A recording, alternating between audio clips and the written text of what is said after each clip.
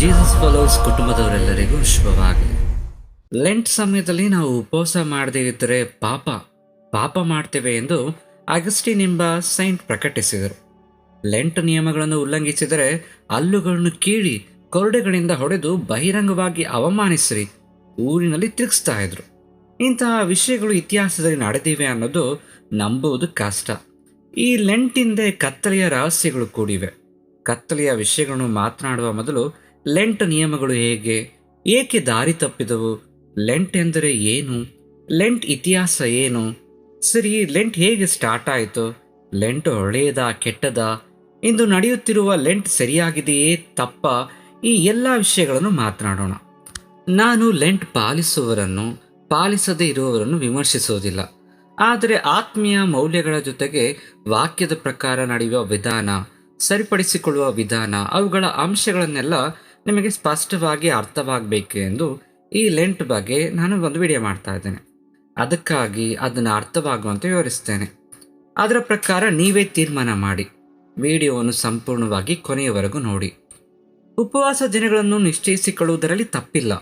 ಅವನ್ನು ಕ್ರೈಸ್ತ ಸಮುದಾಯದ ಸಹವಾಸಕ್ಕಾಗಿ ಒಂದು ಕಾಲಕ್ರಮದಲ್ಲಿ ವ್ಯವಸ್ಥೆ ಮಾಡಿಕೊಂಡರೂ ತಪ್ಪಿಲ್ಲ. ಆದರೆ ಯಾವುದೇ ಪ್ರಯೋಜನವಿಲ್ಲದ ನಾಮಮಾತ್ರ ಕ್ರೈಸ್ತರಾಗಿ ಯಾವುದೇ ಪ್ರಯೋಜನವಿಲ್ಲದ ಒಂದು ಆಚಾರದ ಕಾರ್ಯಕ್ರಮವನ್ನಾಗಿ ಮಾಡಿದರೆ ಮಾತ್ರ ಕ್ರೈಸ್ತ ಧರ್ಮದಲ್ಲಿ ಅದು ಒಂದು ಮೂಢನಂಬಿಕೆ.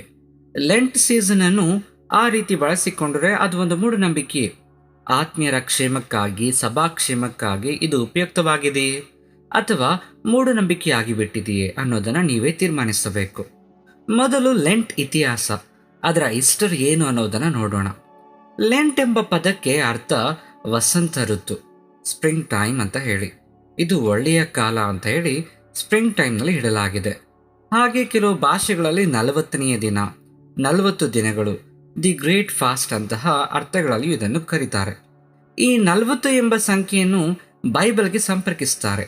40 ದಿನಗಳು ಪ್ರಾಮುಖ್ಯತೆಯನ್ನು ತೋರಿಸ್ತಾರೆ. 10 ಆಜ್ಞೆಗಳನ್ನು ಸ್ವೀಕರಿಸುವ ಮೊದಲು ಮೋಶೆ 40 ಹಗಲು 40 ರಾತ್ರಿ ರೊಟ್ಟಿ ತಿನ್ನದೆ ನೀರು ಕುಡಿಯದೆ ಉಪವಾಸವಿದ್ದು, ಪ್ರವಾದಿಯಾಗಿದ್ದ ಎಲಿಯ ಕೂಡ 40 ಹಗಲು 40 ರಾತ್ರಿ ಉಪವಾಸವಿದ್ದು ಆ ರೀತಿಯಾಗಿ ದೈವಿಕ ಏರ್ಪಾಡಿನಲ್ಲಿ ಪೋಷಿಸಲ್ಪಟ್ಟರು. ಯೋಹಾನನಿಂದ ದೀಕ್ಷಾಸ್ತ್ರ ಪಡೆದುಕೊಂಡ ಬಳಿಕ ಯೇಸು ಕ್ರಿಸ್ತರು ಕೂಡ ಪರಿಶುದ್ಧಾತ್ಮನಿಂದ ತುಂಬಿ ಅರಣ್ಯಕ್ಕೆ ನಡಿಗೆಯಾಯಿತು. ಅಲ್ಲಿ 40 ಹಗಲು 40 ರಾತ್ರಿ ಉಪವಾಸವಿದ್ದು ಸೈತಾನಿಂದ 3 ಬಾರಿ ಶೋಧಿಸಲ್ಪಟ್ಟರು. ಮಹಾ ಜಲಪ್ರಳಯ 40 ಹಗಲು 40 ರಾತ್ರಿ ಮುಂದುವರಿಯಿತು. ಇಸ್ರಾಯೇಲರು ಕೂಡ 40 ವರ್ಷ ಅರಣ್ಯದಲ್ಲಿ ತಿರುಗಾಡಿದರು. ಯೋನನು ನಿನವೆ ಪಟ್ಟಣದವರಿಗಾಗಿ ಪಶ್ಚಾತ್ತಾಪ ಪಡೆಯಲಿಕ್ಕೆ 40 ದಿನಗಳ ಅವಧಿ ಕೊಟ್ಟ. ಹೀಗೆ 40 ಎಂಬ ಸಂಖ್ಯೆಯ ಪ್ರಾಮುಖ್ಯತೆಯನ್ನು ಬೈಬಲ್ ಗಟ್ಟಿಯಾಗಿ ಹೇಳ್ತದೆ. ಆಗಿದ್ದರೂ ಈ 40 ದಿನಗಳನ್ನು ಬೈಬಲ್ಗೆ ಲಿಂಕ್ ಮಾಡ್ತಾರೆ, ಲೆಂಟ್ಗೆ ಲಿಂಕ್ ಮಾಡ್ತಾರೆ. ಆದರೆ ಈ ಬೀಜ ಬಿತ್ತಿದವರು ಟ್ಯೂರಿನ್ನ ಮೊದಲ ಕ್ರೈಸ್ತ ಬಿಷಪ್ ಮ್ಯಾಕ್ಸಿಮಸ್ ಆಫ್ ಟ್ಯೂರಿನ್ ಎಂದು ಕರೀತಾರೆ. ಎಲಿಯ 40 ದಿನಗಳ ಉಪವಾಸದ ಮೂಲಕ ಬರವನ್ನು ಜಯಿಸಿದಂತೆ ಅಂತ್ಯದವರೆಗೆ ಉಳಿದು ದೈವಿಕ ವ್ಯವಸ್ಥೆಯಿಂದ ಪೋಷಿಸಲ್ಪಟ್ಟಂತೆ ಆ 40 ದಿನಗಳನ್ನು ಉದಾಹರಣೆಯಾಗಿ ತೆಗೆದುಕೊಂಡು 40 ದಿನ ಉಪವಾಸ ಮಾಡುವ ಕ್ರೈಸ್ತರು ಬ್ಯಾಪ್ಟಿಸಮ್ ಪಡೆಯಲು, ಆತ್ಮಿಕತೆಯಲ್ಲಿ ಬೆಳೆಯಲು ಅರ್ಹರು ಎಂದು ಬರೆದರು. ಹೀಗೆ 40 ದಿನಗಳು ದೀಕ್ಷಾಸ್ತ್ರ ಪಡೆಯುವ ಆತ್ಮೀಯರಿಗಾಗಿ ಏರ್ಪಡಿಸಿ ಬಂದ ಒಂದು ವಿಧಾನವಾಗಿ ಮಾರ್ಪಟ್ಟಿತ್ತು. ಈಗ ಲೆಂಟ್ ಬಗ್ಗೆ ಮಾತನಾಡೋಣ. ಲೆಂಟ್ ಹೇಗೆ ಪ್ರಾರಂಭವಾಯಿತು ಅಂದರೆ, ಈ ಲೆಂಟ್ ಸಣ್ಣ ಸಣ್ಣ ಉಪವಾಸಗಳಾಗಿ ಪ್ರಾರಂಭವಾಗಿ 40 ದಿನಗಳ ಲೆಂಟ್ ಸೀಸನ್ ಆಗಿ ಬಂದಿತು. ಉಪವಾಸ ದಿನಗಳನ್ನು ನಿಶ್ಚಯಿಸಿಕೊಳ್ಳುವುದು, ಪ್ರಾರ್ಥನಾ ಸಭೆಗಳನ್ನು ಏರ್ಪಡಿಸಿಕೊಳ್ಳುವುದು ಇವೆಲ್ಲವೂ ಒಳ್ಳೆಯದೇ. ಬೈಬಲ್ ಯಾವತ್ತೂ ಇದರ ವಿರುದ್ಧ ಅಲ್ಲ. ಆದರೆ ಲೆಂಟ್ ಸೀಸನ್ಗೆ ಬಂದಾಗ ಮಾತ್ರ ಹಲವರಿಗೆ ಸಂಶಯಗಳು ಇರ್ತವೆ. ಲೆಂಟ್ ಬೈಬಲ್ನಲ್ಲಿ ಇಲ್ಲ, ಬೈಬಲ್ ಕೂಡ ಲೆಂಟ್ ಮಾಡು ಎಂದು ಹೇಳಿಲ್ಲ. ಏಕೆಂದರೆ ಬೈಬಲ್ನಲ್ಲಿ ಇಲ್ಲದ ಲೆಂಟ್ ಬಗ್ಗೆ ಬೈಬಲ್ ಮಾಡಿ ಅಥವಾ ಮಾಡಬೇಡಿ ಅಂತ ಯಾಕೆ ಹೇಳೋದು? ಈ ಮನುಷ್ಯರು ತಮ್ಮ ಪರಿಸ್ಥಿತಿಗಳಿಗೆ ಅನುಗುಣವಾಗಿ ನಿಶ್ಚಯಿಸಿದ ಈ ಲೆಂಟ್ ಕೇವಲ ದೀಕ್ಷಾಸ್ನಾನ ಸಿದ್ಧತಾ ಅವಧಿಯಾಗಿ ಪ್ರಾರಂಭಿಸಿ ನಂತರ 40 ದಿನಗಳ ಲೆಂಟ್ ಕಾಲ ಪ್ರಾರ್ಥನಾ ಸಭೆಗಳ ಕಾಲವಾಗಿ ಬಂದುಬಿಟ್ಟಿತು. ಲೆಂಟ್ ಕಾಲವನ್ನು ಹೀಗೆ ಆಚಾರದಂತೆ ರೂಪಿಸಿಕೊಂಡು ಬಂದಿದ್ದಾರೆ. ಅದನ್ನು ಒಬ್ಬ ವ್ಯಕ್ತಿ ನಿಗದಿ ಮಾಡಿಲ್ಲ, ಒಬ್ಬನೇ ಹಾಕಿಲ್ಲ. ಈ ಲೆಂಟ್ ಹೇಗೆ ಸ್ಟಾರ್ಟ್ ಆಯಿತು, ಇವತ್ತು ತನಕ ಹೇಗೆ ಬಂತು, ಅದರ ಪರಿಸ್ಥಿತಿಗಳನ್ನು ಅರ್ಥ ಮಾಡಿಕೊಳ್ಳಬೇಕಾದರೆ ಮೊದಲಿನ ಉಪವಾಸ ಪ್ರಾರ್ಥನೆಗಳ ಬಗ್ಗೆ ತಿಳಿಯಬೇಕು. ಮೊದಲಿನ ಉಪವಾಸ ಪ್ರಾರ್ಥನೆಗಳು ಅಂದರೆ ಮೊದಲ ಶತಮಾನದಿಂದ 3ನೇ ಶತಮಾನದವರೆಗೆ ನಡೆದ ಘಟನಾವಳಿಗಳನ್ನು ತಿಳಿದುಕೊಳ್ಳಬೇಕು. ಲೆಂಟ್ ಆ ಕಾಲದಲ್ಲಿ ಸಂಪೂರ್ಣವಾಗಿ ಉಂಟಾಗಿರಲಿಲ್ಲ. ಲೆಂಟ್ ಆಗಾಗಲೇ ಆಚರಿಸಲ್ಪಡಲಿಲ್ಲ. ಈಸ್ಟರ್ಗೂ ಮುನ್ನ ಮಾತ್ರ ಒಂದು ಸಣ್ಣ ಸಣ್ಣ ಸಿದ್ಧತಾ ಉಪವಾಸಗಳು ಇರ್ತಾವೋ, ಪ್ರಾರ್ಥನೆಗಳಿರ್ತಾವೋ. ಹೀಗೆ ಕ್ರಮವಾಗಿ ಹೊರಹೊಮ್ಮಿದ್ದೇ ಲೆಂಟ್. ಗಿಡಾಶೆ ಎನ್ನುವ ಒಂದು ಗ್ರಂಥ ಇದೆ. ಕ್ರಿಸ್ತಶಕ 150ರ ಅವಧಿಯಲ್ಲಿ ಬರೆಯಲ್ಪಟ್ಟ ಅತ್ಯಂತ ಪ್ರಾಚೀನ ಕ್ರೈಸ್ತ ಗ್ರಂಥ ಇದು. ಬೈಬಲ್ನಲ್ಲಿ ಇಲ್ಲದ್ದು. ಇದನ್ನು 12 ಅಪೋಸ್ತಲರ ಬೋಧನೆ, ದಿ ಟೀಚಿಂಗ್ಸ್ ಆಫ್ ದಿ 12 ಅಪೋಸ್ತಲ್ಸ್ ಎಂದು ಕರೆಯುತ್ತಾರೆ. ಇದು ಮುಖ್ಯವಾಗಿ ದೀಕ್ಷಾಸ್ತ್ರದ ಕುರಿತು. ದೀಕ್ಷಾಸ್ತಾನ ಕೊಡುವರು, ದೀಕ್ಷಾಸ್ತಾನ ಪಡೆಯುವರು, ಹಾಗೆಯೇ ಸಾಮರ್ಥ್ಯವಿರುವ ಇತರರು ಕೂಡ ದೀಕ್ಷಾಸ್ಥಾನಕ್ಕೆ ಮೊದಲು ಉಪವಾಸ ಇರಬೇಕೆಂದು ಕಟ್ಟುನಿಟ್ಟಾಗಿ ಶಿಫಾರಸು ಮಾಡ್ತದೆ. ಈ ಗ್ರಂಥ ಕ್ರೈಸ್ತರು ಮುಖ್ಯವಾಗಿ ಬುಧವಾರ, ಶುಕ್ರವಾರ ವಾರಕ್ಕೆ 2 ಬಾರಿ ಉಪವಾಸ ಇರ್ತಾರೆ ಎಂದು ಹೇಳ್ತದೆ.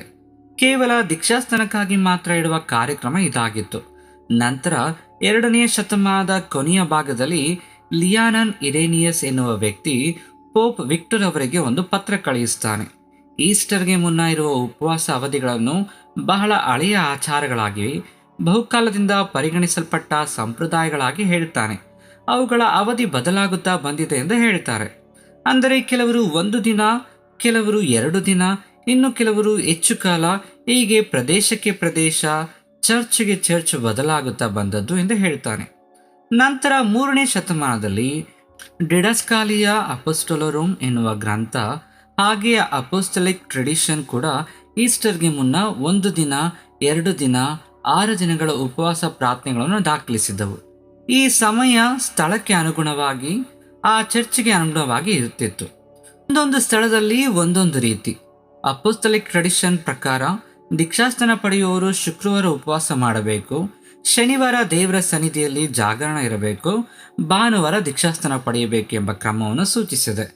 ನಂತರ 3ನೇ ಶತಮಾನದ ಮಧ್ಯದಲ್ಲಿ ಅಲೆಕ್ಸಾಂಡ್ರಿಯಾದ ಡಯೋನಿಸಿಸ್ ಎಂಬಾತ ತನ್ನ ಪ್ರದೇಶದಲ್ಲಿ ಭಕ್ತರು, ಆತ್ಮೀಯರು, ವಿಶ್ವಾಸಿಗಳು 6 ದಿನಗಳ ತನಕ ಉಪವಾಸ ಇರುವರು ಎಂದು ಹೇಳಿದ್ದಾನೆ. ನಂತರ ರೋಮ್ ಭಾಗದಲ್ಲಿ ಕ್ರೈಸ್ತರು ಯಾವುದೋ ಒಂದು ಸಮಯದಲ್ಲಿ ಈಸ್ಟರ್ಗೆ 3 ವಾರಗಳ ಮುನ್ನ ಉಪವಾಸ ಪ್ರಾರಂಭಿಸುತ್ತಿದ್ದರು. 40 ದಿನಗಳ ಉಪವಾಸ ಎಂಬ ಪದ್ಧತಿ ಮಾತ್ರ 3ನೇ ಶತಮಾನದಲ್ಲೇ ಈಜಿಪ್ಟಿನ ಅಲೆಕ್ಸಾಂಡ್ರಿಯಾ ಚರ್ಚ್ನಲ್ಲಿ ಕಾಣಿಸಿಕೊಂಡಿತ್ತು. ಈ ಉಪವಾಸ ಈಸ್ಟರ್ಗೂ ಮುನ್ನ ಅಲ್ಲ, ಯೇಸು ಕ್ರಿಸ್ತರು ದೀಕ್ಷಾಸ್ಥಾನದ ನಂತರ ಅರಣ್ಯದಲ್ಲಿ ಕಳೆದ ಕಾಲಕ್ಕೆ ಸಮಾನವಾಗಿ ಹೊಂದಿಸಿಕೊಂಡು ಒಂದು ಅವಧಿ. ಯೇಸು ಕ್ರಿಸ್ತರು ಮಾಡಿದ 40 ದಿನಗಳ ಉಪವಾಸ ಕಾಲವನ್ನು ಆ ಅವಧಿಗೆ ಸರಿ ಹೊಂದುವಂತೆ ಎಪಿಫನಿ ಹಬ್ಬಕ್ಕೆ ಮುನ್ನ ಆಚರಿಸುತ್ತಿದ್ದರು. ಅದು ಈಜಿಪ್ಟಿನ ಅಲೆಕ್ಸಾಂಡ್ರಿಯಾ ಚರ್ಚ್ನಲ್ಲಿ ಕಾಣಿಸುತ್ತಿತ್ತು. ಹೀಗೆ 40 ದಿನಗಳ ಅವಧಿ ಸ್ಥಳಾಂತರ ಪ್ರದೇಶಗಳಲ್ಲಿ ನಡೆಯುತ್ತಿತ್ತು. ಆದರೆ ಯಾವ ಚರ್ಚು, ಯಾವ ಬಿಷಪ್ ಎಂಬುದಕ್ಕೆ ಅನುಗುಣವಾಗಿ ಬದಲಾಯಿಸುತ್ತಿತ್ತು. ಇದು ಮನುಷ್ಯರು ಇಟ್ಟದ್ದೇ, ಆದರೂ ಆ ಕಾಲದಲ್ಲಿ ಬಹಳ ಉಪಯೋಗಕಾರಿಯಾಗಿತ್ತು. ಅನೇಕರನ್ನು ಆತ್ಮೀಯವಾಗಿ ಬಲಪಡಿಸಿತು, ವಿಶೇಷವಾಗಿ ದೀಕ್ಷಾಸ್ಥಾನ ಪಡೆಯುವವರನ್ನು ಸಿದ್ಧಪಡಿಸಿತು. ಇಂದಿನ ಲೆಂಟ್ ಸೀಸನ್ನಲ್ಲಿ, ಇಂದಿನ ಲೆಂಟ್ ಪ್ರಾರ್ಥನೆಗಳಲ್ಲಿ ಎಷ್ಟು ಜನರು ವಿಶ್ವಾಸ ಪಡೆಯುತ್ತಿದ್ದಾರೆ, ಎಷ್ಟು ಜನರು ದೀಕ್ಷಾಸ್ಥಾನ ಪಡೆಯುತ್ತಿದ್ದಾರೆ, ಎಷ್ಟು ಜನರು ದೀಕ್ಷಾಸ್ಥಾನಕ್ಕೆ ಸಿದ್ಧರಾಗುತ್ತಿದ್ದಾರೆ? ಆಗ ಅನೇಕರನ್ನು ಕ್ರೈಸ್ತರಾಗಿ, ಆತ್ಮೀಯರಾಗಿ, ವಿಶ್ವಾಸಿಗಳಾಗಿ ಆತ್ಮೀಯ ಶಿಸ್ತುಗಳನ್ನು ಅಭ್ಯಾಸ ಮಾಡಿಕೊಳ್ಳಲು ಉಪಯೋಗವಾಗಿತ್ತು. ಹೀಗೆ ಸ್ಥಳಕ್ಕೆ ಸ್ಥಳ, ರೀತಿ ನೀತಿಗೆ ಇದ್ದ ಕಾರಣ ಕಲಹಗಳು ಬರತೊಡಗಿದವು. ಒಂದೊಂದು ಕಡೆ ಒಂದೊಂದು ಸೇವಕ. ಹೀಗಾಗಿ ಗೊಂದಲ ಹೆಚ್ಚಾಯಿತು. ಮೇಲಾಗಿ ಯಾರಿಗೆ ನಾಚಿಕೆ ಆಗದಂತಾಗಿದೆ, ಯಾರಿಗೆ ತೋಚಿದಂತೆ ಮಾಡಿಕೊಳ್ತಾರೆ. ನಂತರ ಮುಖ್ಯವಾದ ಘಟನೆ ಕ್ರಿಸ್ತಶಕ 325ರಲ್ಲಿ ಕ್ರೈಸ್ತ ಬಿಷಪ್ಗಳು ಕೂಡಿಕೊಂಡು ಮೊದಲ ಕ್ರೈಸ್ತ ಆಧ್ಯಾತ್ಮಿಕ ಸಮಾವೇಶ, ಕೌನ್ಸಿಲ್ ಆಫ್ ನೈಸಿಯಾ ಕೌನ್ಸಿಲ್ ಎಂದು ಕರೆಯುತ್ತಾರೆ. ಈ ನೈಸಿಯಾ ಕೌನ್ಸಿಲ್ನಲ್ಲಿ 40 ದಿನಗಳ ಉದ್ದೇಶದ ಬಗ್ಗೆ ಚರ್ಚೆ ಆಯಿತು. ಲೆಂಟನ್ನು ಅಧಿಕೃತಗೊಳಿಸಲು ಪ್ರಮುಖ ಕ್ಷಣವಾಗಿದ್ದು ಇದೆ. ಕ್ರಿಸ್ತಶಕ 325ರಲ್ಲಿ ನಡೆದ ಈ ಕೌನ್ಸಿಲ್ ಆಫ್ ನೈಸಿಯಾದಲ್ಲೇ ಇದು ಚರ್ಚಿನ ಮೊದಲ ಕ್ರೈಸ್ತ ಕೌನ್ಸಿಲ್. ಆದರೂ ಲೆಂಟ್ ಪಾಲಿಸಬೇಕೆಂದು ಆದೇಶಿಸಲಿಲ್ಲ. ಲೆಂಟನ್ನು ಈ ಕೌನ್ಸಿಲ್ ಕೂಡ ಇಟ್ಟದ್ದಲ್ಲ. ಲೆಂಟ್ ಮಾಡಬೇಕೆಂದು ಎಲ್ಲಿಯೂ ಹೇಳಲಿಲ್ಲ. ಆದರೆ ಇದರ ಬಗ್ಗೆ ಚರ್ಚೆ ಮಾತ್ರ ನಡೆದಿತ್ತು. ಇಲ್ಲಿ ಲೆಂಟ್ ಎಂಬ ಹೆಸರನ್ನೇ ಖಚಿತವಾಗಿ ಹಾಕಲಿಲ್ಲ. ಆದರೆ ಈಸ್ಟರ್ಗೆ ಮುಂಚೆ 40 ದಿನಗಳ ಪ್ರಾರ್ಥನಾ ಅವಧಿ ನಡೆಯುತ್ತದೆ, ಅದನ್ನು 40 ದಿನಗಳವರೆಗೂ ಅಂಗೀಕರಿಸಬಹುದು ಎಂದು ಕೌನ್ಸಿಲ್ ಒಪ್ಪಿಕೊಂಡಿತ್ತು. ಆ ಕಾಲಾವಧಿಯನ್ನು ಗೊಂದಲವಿಲ್ಲದೆ, ವಿವಾದವಿಲ್ಲದೆ 40 ದಿನಗಳಿಗೆ ಒಪ್ಪಿಕೊಂಡಿತ್ತು. ಇದರ ಪ್ರಕಾರ ಕ್ರಿಸ್ತ ಶಕ 325ರಷ್ಟರಲ್ಲಿ ಈ ಸಂಪ್ರದಾಯವು ವ್ಯಾಪಕವಾಗಿ ಮಾನ್ಯವಾಗಿದ್ದ ಆಚಾರವಾಗಿತ್ತು ಎನ್ನುವುದನ್ನು ಕಾಣಬಹುದು. ನಂತರ ಕೌನ್ಸಿಲ್ ಆಫ್ ನೈಸಿಯಾದ ಬಳಿಕ ಪೂರ್ವ ಪಶ್ಚಿಮ ಎರಡಕ್ಕೂ ಪ್ರಾಂತ್ಯಗಳ 40 ದಿನಗಳ ಲೆಂಟನ್ನು ಸ್ಥಿರಗೊಳಿಸಿ ಆಚಾರದ ರೂಪಕ್ಕೆ ತಂದುಕೊಂಡವು. ನಂತರ ಪವಿತ್ರವಾರ, ಈಸ್ಟರ್ ಹಬ್ಬಗಳವರೆಗೆ ವಿಶೇಷ ಕಾರ್ಯಕ್ರಮಗಳನ್ನು ನಡೆಸಿದರು. ಹೀಗೆ ಲೆಂಟ್ ಸ್ಥಾಪಿಸವಾಯಿತು. ಲೆಂಟ್ ಆಚರಣೆ ಎಲ್ಲೆಡೆ ಇರಲಿಲ್ಲ, ಎಲ್ಲ ಚರ್ಚ್ಗಳಲ್ಲೂ ಇರಲಿಲ್ಲ. ಕೆಲವು ಕಡೆ ಸ್ಟಾರ್ಟ್ ಆಗಿದ್ದ ಈ ಆಚಾರ ದೀರ್ಘಕಾಲಕ್ಕೆ ಎಲ್ಲ ಚರ್ಚ್ಗಳಿಗೂ ನಿಧಾನವಾಗಿ ಹರಡಿತು. ಈ ಲೆಂಟ್ ಹರಡುವುದಕ್ಕೆ ಪ್ರಮುಖ ವ್ಯಕ್ತಿ ಅಂದರೆ ಅಲೆಕ್ಸಾಂಡ್ರಿಯಾದ ಅಥನೇಷಿಯಸ್ ಆಫ್ ಅಲೆಕ್ಸಾಂಡ್ರಿಯಾ. ಕ್ರಿಸ್ತ ಶಕ 330ರ ಕಾಲದವನು. ಕ್ರೈಸ್ತ ಜಗತ್ತಿನಲ್ಲೆಲ್ಲ ಲೆಂಟನ್ನು ಉತ್ತೇಜಿಸುವಲ್ಲಿ, ಪ್ರಾಮಾಣೀಕರಿಸುವಲ್ಲಿ ಮಾಡಿರಿ ಎಂದು ಹೇಳುವಲ್ಲಿ ಅಲೆಕ್ಸಾಂಡ್ರಿಯಾದ ಸೆಂಟ್ ಅಥನೇಷಿಯಸ್ ಮಾತ್ರ ಪ್ರಮುಖ ಪಾತ್ರ ವಹಿಸಿದ ಸೂತ್ರಧಾರನಾದ. ಕ್ರಿಸ್ತ ಶಕ 330ರಲ್ಲಿ ಅಥನೇಷಿಯಸ್ ತನ್ನ ವಿಶ್ವಾಸಿಗಳನ್ನೆಲ್ಲ 40 ದಿನಗಳ ಉಪವಾಸ ಪಾಲಿಸಬೇಕೆಂದು ಕೇಳುತ್ತಿದ್ದ. ಕ್ರಿಸ್ತ ಶಕ 334ರಲ್ಲಿ ಅವನು ಈಜಿಪ್ಟಿನಲ್ಲಿ ಈ 40 ದಿನಗಳ ಲೆಂಟನ್ನು ಪರಿಚಯಿಸಿದನು. ಇದು ಅಲೆಕ್ಸಾಂಡ್ರಿಯಾ ಚರ್ಚಿನ ಆಚರಣೆಯಲ್ಲಿ ಬದಲಾವಣೆಯನ್ನು ತಂದಿತ್ತು. ಮೊದಲು ಚರ್ಚ್ ಈಸ್ಟರ್ಗೂ ಮುನ್ನ 6 ದಿನಗಳ ಉಪವಾಸನೆ ಪಾಲಿಸುತ್ತಿತ್ತು. ಹೀಗೆ 40 ದಿನಗಳಂತೆ ಅವನು ಮಾಡಿದ. ಕ್ರಿಸ್ತ ಶಕ 339ರಲ್ಲಿ ರೋಮ್ ಹಾಗೂ ಯುರೋಪಿನ ಅನೇಕ ಕಡೆಗಳಿಗೆ ಪ್ರಯಾಣಿಸಿದ ಬಳಿಕ ಅಲೆಕ್ಸಾಂಡ್ರಿಯಾ ಜನರ ಕುರಿತು 40 ದಿನಗಳ ಉಪವಾಸ ಪಾಲಿಸಲು ಅಥನೇಷಿಯಸ್ ಬಲವಾದ ಮಾತುಗಳೊಂದಿಗೆ ಬರೆಯುತ್ತಿದ್ದ. ಇದು ಲೋಕದ ಸರ್ವ ಕ್ರೈಸ್ತರು ಪಾಲಿಸುವ ಒಂದು ಆಚಾರ. ಇಡೀ ಜಗತ್ತು ಉಪವಾಸ ಇದ್ದಾಗ ಈಜಿಪ್ಟಿನಲ್ಲಿರುವ ನಾವು ಮಾತ್ರ ಉಪವಾಸ ಮಾಡದೆ ಹಬ್ಬವಾಡುವವರಂತಿದ್ದೇವೆ, ಹೀಗಾಗಿ ನಗುವಿನ ಪಾತ್ರರಾಗಿದ್ದೇವೆ ಎಂದು ಬಲವಂತ ಮಾತುಗಳಿಂದ ಬರೆಯುತ್ತಿದ್ದ. ಹೀಗೆ ಅಥನೇಷಿಯಸ್ ಲೆಂಟ್ ಡೇಸ್ ಪಾಲಿಸುವುದನ್ನು ವ್ಯಾಪಕಗೊಳಿಸಲು ಕಾರಣನಾದ. ನಂತರ 4ನೇ ಶತಮಾನದಿಂದ 7ನೇ ಶತಮಾನದವರೆಗೂ ಅಧಿಕೃತವಾಗಿ ಆಮೋದಿಸಲ್ಪಟ್ಟ ಅಗತ್ಯವಾಗಿದೆ ಎಂದು ಹೇಳುತ್ತಿದ್ದ ಒಂದು ಆಚಾರವಾಯಿತು ಈ ಲೆಂಟ್. ಕ್ರಿಸ್ತ ಶಕ 363-364ರ ಸುಮಾರಿಗೆ ಲವೋದಿಕೆಯಲ್ಲಿ ನಡೆದ ಕೌನ್ಸಿಲ್ನಲ್ಲಿ ಇದು ಖಚಿತವಾದ ಅಗತ್ಯ ಎಂದು ಹೇಳಿ ಲೆಂಟ್ ಉಪವಾಸವನ್ನು ಸೂಚಿಸಲಾಯಿತು. ನಂತರ ಹಿಪ್ಪೋದಲ್ಲಿದ್ದ ಸೆಂಟ್ ಆಗಸ್ಟಿನ್ ಕ್ರಿಸ್ತ ಶಕ 354 ಮತ್ತು 430 ನಡುವೆ ಇದ್ದವರು, ನಮ್ಮ ಉಪವಾಸ ಬೇರೆ ಯಾವ ಸಮಯದಲ್ಲಾದರೂ ಇದ್ದರೆ ಸ್ವಯಂ ಪ್ರೇರಿತವಾದದ್ದು, ಆದರೆ ಲೆಂಟ್ ಸಮಯದಲ್ಲಿ ನಾವು ಉಪವಾಸ ಮಾಡದೇ ಇದ್ದರೆ ಪಾಪ ಮಾಡುತ್ತೇವೆ, ಇದು ಪಾಪ ಎಂದು ಘೋಷಿಸಿದ. 5ನೇ ಶತಮಾನಕ್ಕೆ ಬಂದಾಗ ಪೋಪ್ ಲಿಯೋ 40 ದಿನಗಳ ಲೆಂಟ್ ಸರಿಯಾಗಿ ಸ್ಥಿರವಾಗಿದೆ ಎಂದು ಭಾವಿಸಿ ತನ್ನ ಸಂಪೂರ್ಣ ರೋಮನ್ ಸಮಾಜಕ್ಕೆ ಲೆಂಟ್ ವಾಗ್ದಾನಗಳನ್ನು ಬೋಧಿಸುತ್ತಿದ್ದ. ಲೆಂಟ್ ಕಾರ್ಯಕ್ರಮಗಳನ್ನು ಅಧಿಕೃತವಾಗಿ ಉಲ್ಲೇಖಿಸುತ್ತಿದ್ದರು. ಕ್ರಿಸ್ತ ಶಕ 601ರಲ್ಲಿ ಪೋಪ್ 1ನೇ ಗ್ರೆಗೋರಿ ಲೆಂಟ್ ಪ್ರಾರಂಭವನ್ನು ಈಸ್ಟರ್ ತನಕ 46 ದಿನಗಳವರೆಗೆ ಬದಲಾಯಿಸಿದ. ಇವರೇ ಆಶ್ ವೆಡ್ನೆಸ್ಡೇ ಅಂದರೆ ಬೂದಿ ಬುಧವಾರ ಬಗ್ಗೆ ಪ್ರಸ್ತಾಪಿಸಿದರು. ಇದರ ಮೂಲಕ ಸರಿಯಾಗಿ 40 ಉಪವಾಸ ದಿನಗಳನ್ನು ಭಾನುವಾರವನ್ನು ಹಬ್ಬದ ದಿನವನ್ನಾಗಿ, ಬಿಡುವಿನ ದಿನವಾಗಿ ಉಪವಾಸದ ಹೊರತಾಗಿಸಿ ಈಸ್ಟರ್ಗೆ ಮುನ್ನ 40 ದಿನಗಳಂತೆ ಹೊಂದಿಸಿದರು. ನೆತ್ತಿಯ ಮೇಲೆ ಬೂದಿಯಿಂದ ಶಿಲುಬೆಯ ಚಿಹ್ನೆ ಮಾಡಿಸುವ ಸಂಪ್ರದಾಯವನ್ನು ಇವರೇ ಪ್ರಾರಂಭಿಸಿದರು. ಇಲ್ಲಿಂದ ಪ್ರಾರ್ಥನೆಗಾಗಿ ಪ್ರಾರಂಭವಾದ ಉಪವಾಸಗಳು ಸ್ವಲ್ಪವಾಗಿ ಆಚಾರದ ರೂಪಕ್ಕೆ ಮಾರ್ಪಾಡಾಗಲು ಕಾರಣವಾಯಿತು. ಹೀಗೆ ಲೆಂಟ್ ಆಚಾರದಂತಾಯಿತು, ಕಟ್ಟುನಿಟ್ಟಾದ ಅಗತ್ಯವಾಯಿತು, ತಪ್ಪದೇ ಪಾಲಿಸಬೇಕಾದದಾಯಿತು. ಬೂದಿ ಬುಧವಾರದಂತಹ ಕಾರ್ಯಕ್ರಮಗಳು ಆಚಾರದಂತೆ ಪ್ರವೇಶಿಸಿದಂತೆ ಇನ್ನು ಹಲವು ಕಾರ್ಯಕ್ರಮಗಳು ಬಹಳವಾಗಿ ಪ್ರವೇಶಿಸುತ್ತಲೇ ಬಂದವು. ಯಾರಿಗೆ ತೋಚಿದಂತೆ, ಯಾರಿಗೆ ಇಷ್ಟವಾಯಿತೋ ಅವರು ಹಾಗೆ ಮಾಡಿಕೊಂಡು ಬರುತ್ತಿದ್ದರು. ಹೀಗಾಗಿ ಲೆಂಟ್ ಹೀಗೆ ಸ್ಟಾರ್ಟ್ ಆಯಿತು. ಅದರ ಇತಿಹಾಸ ಇದಾಗಿದೆ. ಇದು ಕೇವಲ ಆರಂಭವಾಯಿತು ಅನ್ನೋದಷ್ಟೇ. ಆದರೆ ಅದು ಹೇಗಿತ್ತು, ಏಕೆ ಲೆಂಟ್ ಮಾಡ್ತಿದ್ದರು, ಲೆಂಟ್ ಅವರಿಗೆ ಹೇಗೆ ಉಪಯೋಗವಾಗುತ್ತಿತ್ತು ಎಂಬುದನ್ನು ತಿಳಿಯಬೇಕು. ಲೆಂಟ್ ಏಕೆ ಪ್ರಾರಂಭವಾಯಿತು ಅಂದರೆ, ಆರಂಭದ ಚರ್ಚ್ಗಳಲ್ಲಿ ಇದ್ದ ಪ್ರಾರ್ಥನೆಗಳು 2 ಪ್ರಮುಖ ವಿಷಯಗಳಿಗಾಗಿ, 2 ನಿಗದಿತ ಆಚಾರಾತ್ಮಕ ಕಾರಣಗಳಿಂದ ಹುಟ್ಟಿಕೊಂಡವು. ಮೊದಲನೆಯದು ದೀಕ್ಷಾಸ್ನಾನಕ್ಕಾಗಿ. ದೀಕ್ಷಾಸ್ನಾನ ಹೊಸದಾಗಿ ತಿರುಗುವವರನ್ನು ಸಿದ್ಧಪಡಿಸಲು ಆರಂಭದ ಚರ್ಚ್ಗಳಲ್ಲಿ ಹಲವು ವಿಶ್ವಾಸಿಗಳು ಶಿಶುವಾಗಿ ಅಲ್ಲ, ದೊಡ್ಡವರಾಗಿ ದೀಕ್ಷಾಸ್ನಾನ ಪಡೆದರು. ಅವರು 3 ವರ್ಷಗಳವರೆಗೆ ತರಬೇತಿ ಪಡೆಯುತ್ತಿದ್ದರು. ಅವರನ್ನು ಕ್ಯಾಟುಕೊಮೆನ್ಸ್ ಎಂದು ಕರೆಯುತ್ತಾರೆ. ಅದರ ಬಗ್ಗೆ ಮುಂದಿನ ವಿಡಿಯೋದಲ್ಲಿ ಮಾತನಾಡೋಣ. ಹೀಗೆ ಈಸ್ಟರ್ಗೂ ಮುನ್ನ ದೀಕ್ಷಾಸ್ನಾನ ಪಡೆಯುವ ಮುನ್ನ ಲೆಂಟ್ ಆಚರಣೆ 40 ದಿನಗಳವರೆಗೆ ಅವರಿಗೆ ತೀವ್ರ ಸಿದ್ಧತಾ ಅವಧಿಯಾಗಿ ಸೇವಿಸುತ್ತಿತ್ತು. ಎರಡನೆಯದು ಪಶ್ಚಾತ್ತಾಪ ಮಾಡಿದ ಪಾಪಿಗಳ ಪುನರುತ್ಥಾನಕ್ಕಾಗಿ. ಭಾರಿ ಪಾಪಕ್ಕಾಗಿ ಬಹಿಷ್ಕೃತರಾಗಿದ್ದವರು ಈಸ್ಟರ್ ಸಂದರ್ಭದಲ್ಲಿ ಚರ್ಚ್ಗೆ ಪುನಃ ಪ್ರವೇಶ ಪಡೆದು ದೇವರ ಜೊತೆ ಹೊಂದಾಣಿಕೆಯಾಗಲು ಪಶ್ಚಾತ್ತಾಪ ಪಡಲು ಬಳಸುತ್ತಿದ್ದ ಒಂದು ಬಹಿರಂಗ ಪಶ್ಚಾತ್ತಾಪ ಕಾಲವೂ ಆಗಿತ್ತು. ಹೀಗೆ ಈ ಎರಡು ನಿಗದಿತ ಕಾರಣಗಳಿಗಾಗಿ ಹೆಚ್ಚಾಗಿ ಉಪವಾಸ ಪ್ರಾರ್ಥನೆಗಳಲ್ಲಿ ಕಾಲ ಕಳೆಯುತ್ತಿದ್ದರು. ಕಾಲಕ್ರಮೇಣ ಮಕ್ಕಳಿಗೆ ದೀಕ್ಷಾಸ್ನಾನ ನೀಡುವುದು ಒಂದು ಆಚಾರವಾಗಿ ಮಾರ್ಪಟ್ಟಂತೆ ಕ್ರೈಸ್ತ ಸಮುದಾಯದಲ್ಲಿ ಅನೇಕರು ಚಿಕ್ಕವರಾಗಿ ದೀಕ್ಷಾಸ್ನಾನ ಪಡೆದರು. ಲೆಂಟ್ ಅನ್ನು ಎಲ್ಲ ಕ್ರೈಸ್ತರು ತಮ್ಮ ವಿಶ್ವಾಸವನ್ನು ನವೀಕರಿಸಿಕೊಳ್ಳಲು ಬಳಸಿಕೊಳ್ಳಲು ಪ್ರಾರಂಭಿಸಿದರು. ಇದು ಕೇವಲ ಕ್ಯಾಥಲಿಕರಿಗಾಗಿ ಮಾತ್ರ ಸೀಮಿತವಾಗಲಿಲ್ಲ. ಕ್ಯಾಥಲಿಕರ ಜೊತೆಗೆ Orthodox, Anglican, Lutheran, Bible mission, Methodist ಮತ್ತು ಅನೇಕ ಪ್ರೊಟೆಸ್ಟೆಂಟ್ ಚರ್ಚ್ಗಳಲ್ಲಿಯೂ ಇಂದಿಗೂ ಲೆಂಟ್ ಕಾಲಗಳು ನಡೆಯುತ್ತಿವೆ. ಲೆಂಟ್ ಉಪವಾಸದ ಬಗ್ಗೆ ಮಾತ್ರ ಅಲ್ಲ, ಆರಂಭದ ಕ್ರೈಸ್ತ ಸಮಾಜವೇ ಲೆಂಟ್ ಪ್ರಾರ್ಥನೆಗಳನ್ನು 3 ಸ್ತಂಭಗಳ ಮೇಲೆ ನೆಟ್ಟಿತ್ತು. ಅವು 3 ಪರಸ್ಪರ ಸಂಬಂಧಿತ ವಿಭಾಗಗಳೆಂದು ಒತ್ತಿ ಹೇಳಿದರು. ಇವಲ್ಲದೆ ಲೆಂಟ್ ಇಲ್ಲವೆಂದು ಹೇಳಿದರು. ಈ 3 ಆಚರಿಸದಿದ್ದರೆ ಲೆಂಟ್ ಪ್ರಾರ್ಥನೆಗಳಿಗೆ ಮೌಲ್ಯವಿಲ್ಲ, ಆಚರಿಸಿದರೂ ವ್ಯರ್ಥ. ಮೊದಲನೆಯದು ಉಪವಾಸ ಪ್ರಾರ್ಥನೆಗಳು.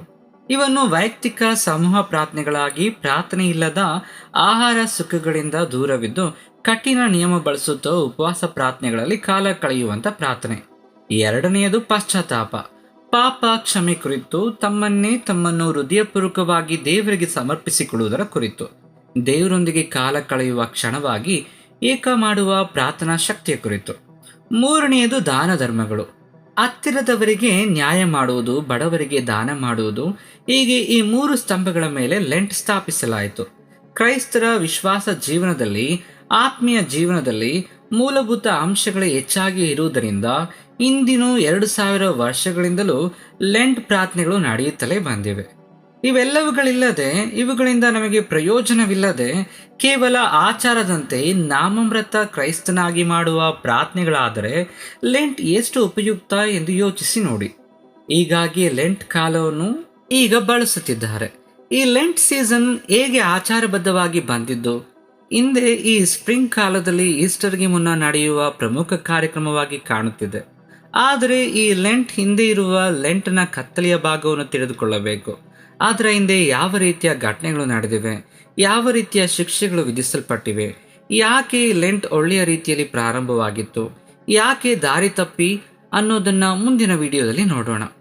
ಏಕೆಂದರೆ ಮೊದಲು ಲೆಂಟ್ ಇತಿಹಾಸ ನಮಗೆ ಗೊತ್ತಿರಬೇಕು, ಅದರ ಪ್ರಾರಂಭ ಗೊತ್ತಿರಬೇಕು, ಆಮೇಲೆ ಅದರ ಹಿಂದಿರುವ ಕತ್ತಲೆಯ ಭಾಗ ತಿಳಿದು ಬರ್ತದೆ. ಹಾಗಾಗಿ ಎರಡನೆಯ ಭಾಗದ ಮೂಲಕ ಮುಂದಿನ ವಿಡಿಯೋದಲ್ಲಿ ಇದರ ಬಗ್ಗೆ ಮಾತನಾಡೋಣ. ಕೊನೆಯದಾಗಿ ಒಂದು ಮುಖ್ಯ ಮಾತು, ಈ ಲೆಂಟ್ ಪ್ರಾರ್ಥನೆಗಳು, ಈ ಲೆಂಟ್ ಸೀಸನ್ ಎಂದರೆ 2000 ವರ್ಷಗಳಿಂದ ಗಣನೀಯ ಬದಲಾವಣೆಗಳನ್ನು ನೋಡುತ್ತಲೇ ಬಂದಿದೆ. ಮೊದಲ ಶತಮಾನದ ಕ್ರೈಸ್ತ ಸಮಾಜದಿಂದ ಇಂದಿನವರೆಗೂ ಮಿತವಾದ ಆಚಾರಗಳಿಂದ ಹಿಡಿದು ಅತಿಯಾದ ಆಚಾರಗಳವರೆಗೂ ಬಂದುಬಿಟ್ಟಿದೆ. ಅನೇಕ ಬದಲಾವಣೆಗಳು ವಿಚಿತ್ರವಾಗಿ, ಕೆಲವು ಚಾಳಿಗಳು ಆಚಾರವಾಗಿ ಮಾರ್ಪಟ್ಟಿವೆ. ಆದರೆ ಆತ್ಮ ಸಂಸ್ಕರಣೆಗೆ, ಶಿಸ್ತಿಗೆ ವಿಶ್ವಾಸಿಗಳು ತಾವು ತಮ್ಮನ್ನೇ ರೂಪಿಸಿಕೊಳ್ಳಲು ಇರುವ ಒಳ್ಳೆಯ ಉದ್ದೇಶ ಇನ್ನೂ ಎಲ್ಲೆಡೆ ಇಲ್ಲ. ಕೆಲವೆಡೆ ಅದನ್ನು ಬಳಸಿಕೊಳ್ಳುವುದವರಿಗೆ ಇದು ಒಳ್ಳೆಯ ಅವಕಾಶವೇ. ದೇವರ ಜೊತೆ ಕಾಲ ಕಳೆಯುವ ಕೆಲ ದಿನಗಳ ಪ್ರಯಾಣದಲ್ಲಿ ಒಳ್ಳೆಯ ಪ್ರಯತ್ನಗಳೊಂದಿಗೆ, ದೇವರ ವಾಕ್ಯಗಳೊಂದಿಗೆ, ದೇವರ ಪ್ರಾರ್ಥನೆಗಳೊಂದಿಗೆ ಕಾಲ ಕಳೆಯುವ ಆತ್ಮೀಯ ಮೌಲ್ಯಭರಿತ ಒಂದು ಕ್ಷಣವಾಗಿಸಿಕೊಳ್ಳುವ ಅವಕಾಶವೇ ಇದು. ಆದರೆ ಅದನ್ನಾರು ಬಳಸುತ್ತಿದ್ದಾರೆ ಈಗ?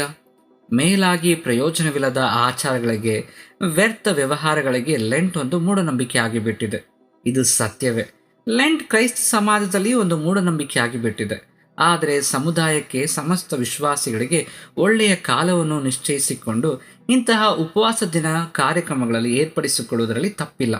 ಆದರೆ ದೇವರನ್ನು, ವಾಕ್ಯವನ್ನು ಮರೆತು ಉಪಯೋಗಕಾರಿಯನ್ನೆಲ್ಲ ಬಿಟ್ಟು ಉಪಯೋಗಕ್ಕಿಲ್ಲದ ಆಚಾರಗಳನ್ನು ತುಂಬಿಬಿಟ್ಟರೆ ಅದು ಖಂಡಿತವಾಗಿ ಕ್ರೈಸ್ತ ಸಮಾಜದಲ್ಲಿ ಮೂಢನಂಬಿಕೆ ಆಗುತ್ತದೆ. ಅದು ಮೌಲ್ಯವಿಲ್ಲದ್ದು ಆಗುತ್ತದೆ. ಅದು ಅಗತ್ಯವಿಲ್ಲದ್ದು ಎಂದು ಕಾಣುತ್ತದೆ. ಅದಕ್ಕಾಗಿ ಹೆಚ್ಚು ವಿಮರ್ಶೆಗೆ ಕಾರಣವಾಗ್ತದೆ.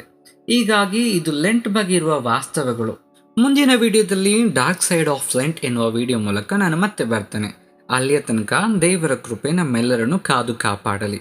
ಆಮೇನ್.